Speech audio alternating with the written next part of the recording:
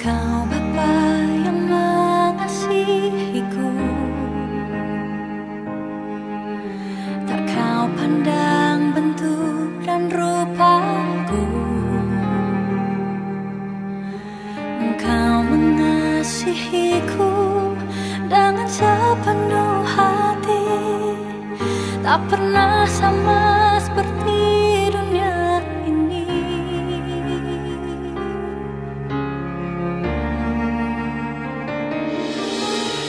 Engkau Bapa yang mengajariku melewati badai langit biru. Kau yang buatku terbang bagaikan raja wali, mengatasi segala pencobaan. Kau Bapakku yang baik, mengerti bahasa tetesan air mata. Tak kau biarkan ku berjalan sendirian, sebab kau Bapakku yang baik. Shalom menjua-jua, selamat pagi semua jemaat Tuhan yang boleh bergabung dengan Sapaan Pagi Klasis Jakarta Kalimantan pagi ini. Di pagi yang cerah ini kita kembali akan merenungkan firman Tuhan. Sebelumnya mari kita mohon kekuatan Tuhan. Mari kita berdoa. Kami bersyukur Tuhan, di pagi yang indah ini kami akan bertemu Engkau kembali dalam Sapaan Pagi. Kami akan membaca firman-Mu.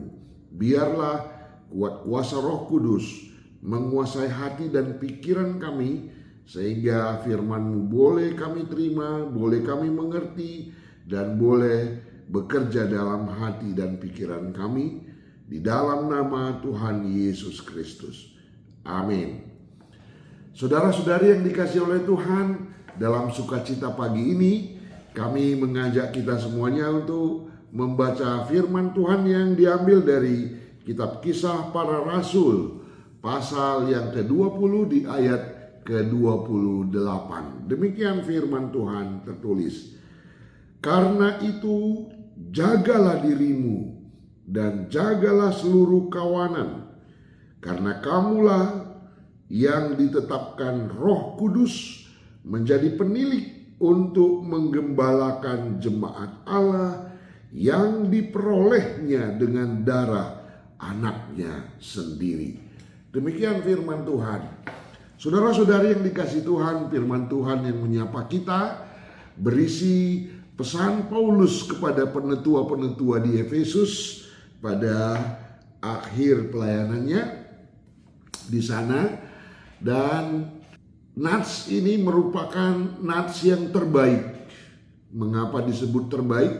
Karena nats ini memberikan prinsip-prinsip Alkitabiah tentang bagaimana fungsi, tentang bagaimana peran seorang penilik jemaat dalam pelayanan gereja sepanjang masa. Paling tidak ada 3 hal yang penting yang boleh menjadi pedoman bagi kita hari ini. Yang pertama, kita tahu bahwa rupanya Roh Kuduslah yang menetapkan seorang menjadi penilik jemaat. Itu yang kita baca di tengah teks ini. Karena kamulah yang ditetapkan Roh Kudus menjadi penilik untuk menggembalakan jemaat Allah. Bapak Ibu, mendengar teks ini saya menjadi merasa bahwa saya lebih berharga dari sebelumnya. Karena bukan hanya ditetapkan, tetapi juga Allah menetapkan kita dengan Roh-Nya yang kudus. Bukankah itu berarti bahwa Roh Kuduslah yang menghunjuk kita, dan Roh Kuduslah yang akan diam dalam hati kita, bekerja untuk memperlengkapi kita, memberikan keberanian kepada kita, dan bahkan memberi pengertian akan apa yang harus kita lakukan. Luar biasa Bapak Ibu, kita harus bangga, percaya diri, karena Roh Tuhan selalu memilih kita menjadi penilik di antara jemaat Tuhan yang sangat berharga, yang Ia beli dengan darahnya yang mahal di kayu salib itu. Dan sebagai gembala sejati, sebagai penilik, harus kita lebih dulu melindungi diri kita dahulu. Kita harus lebih dulu melindungi diri dari musuh-musuh Allah, dari musuh-musuh kita. Sebab hanya dengan begitu baru kemudian kita bisa menjaga kawanan domba milik Allah itu. Demikian Paulus katakan, karena itu jagalah dirimu dan jagalah seluruh kawanan domba-domba Allah, jemaat-jemaat Tuhan yang Ia percayakan kepadanya. Sebagai seorang pendeta, saya juga semakin dikuatkan, semakin merasa bahwa saya harus mengoreksi diri juga, bahwa sebagai penjaga lebih dulu harus menjadi terjaga, harus lebih dulu kudus untuk boleh menguduskan orang lain, harus lebih dulu sehat secara mental, secara iman, baru kita boleh menjadi memberi obat menyehatkan hati dan mental jemaat kita.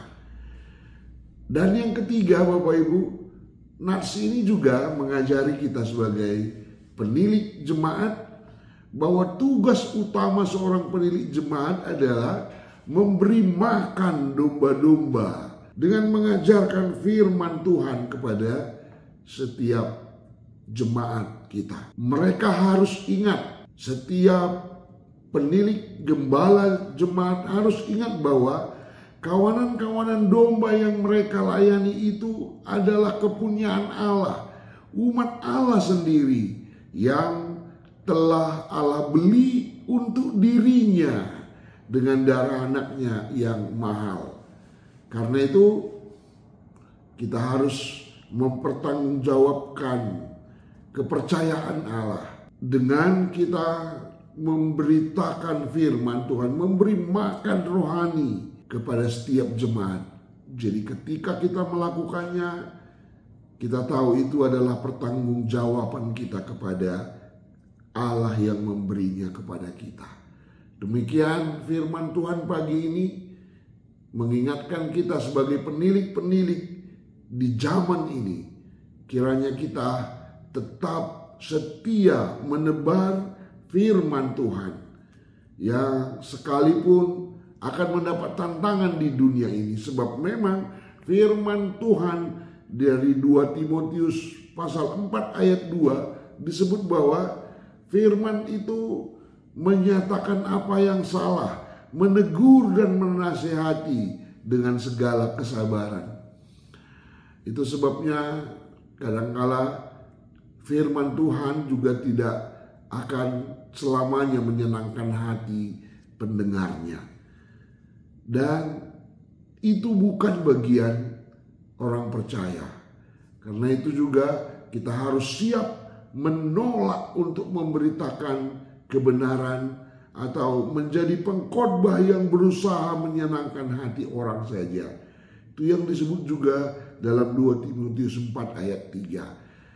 Demikian penilik-penilik zaman ini, tetaplah semangat, tetap beritakan firman Tuhan, tetap setia melakukan kehendak Tuhan. Dengan demikian kita akan dipenuhi untuk disertai dan diberi hikmat oleh Tuhan untuk kemudian boleh menilik domba-domba kawanan yang diberikan oleh Tuhan kepada kita. Amin. Mari kita berdoa. Kami bersyukur Tuhan, firman-Mu telah memberi ketetapan hati, memberi hikmat kepada setiap kami untuk boleh melihat bahwa Tuhan sangat mempercayai kami.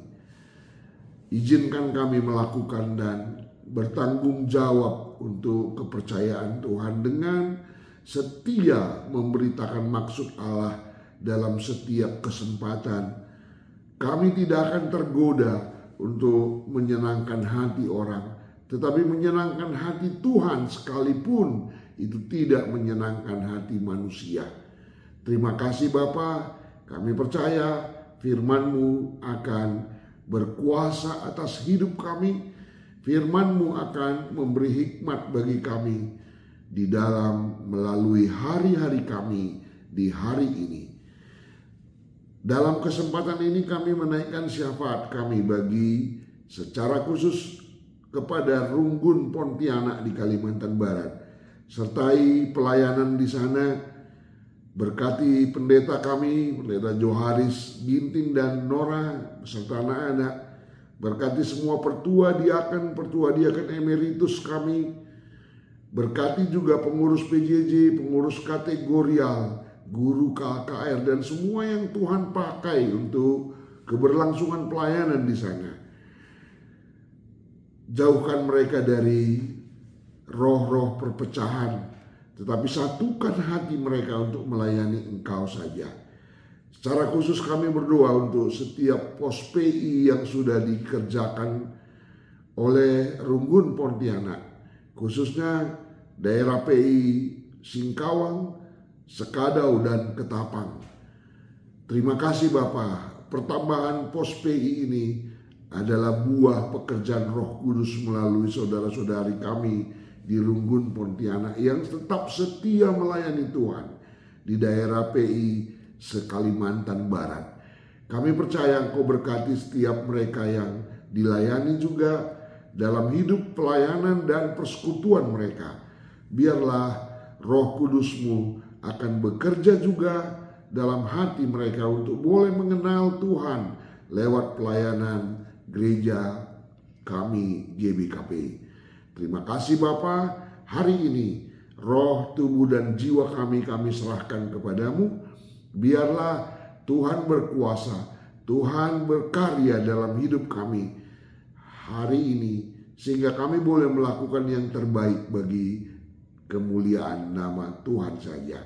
Terima kasih Bapa, kami mau serahkan doa dan hidup kami ke dalam satu nama yang ngasih dan berkuasa atas hidup kami, Yesus Kristus, yang sudah mengajar kami berdoa dalam doa Bapa kami. Mari kita ucapkan bersama-sama. Bapa kami yang di surga, dikuduskanlah namamu, datanglah kerajaanmu, jadilah kehendak-Mu di bumi seperti di surga. Berilah kami pada hari ini makanan kami yang secukupnya, dan ampunilah kami akan kesalahan kami, seperti kami juga mengampuni orang yang bersalah kepada kami. Dan janganlah membawa kami ke dalam pencobaan, tetapi lepaskanlah kami daripada yang jahat. Karena Engkaulah yang mempunyai kerajaan dan kuasa sampai selama-lamanya. Amin.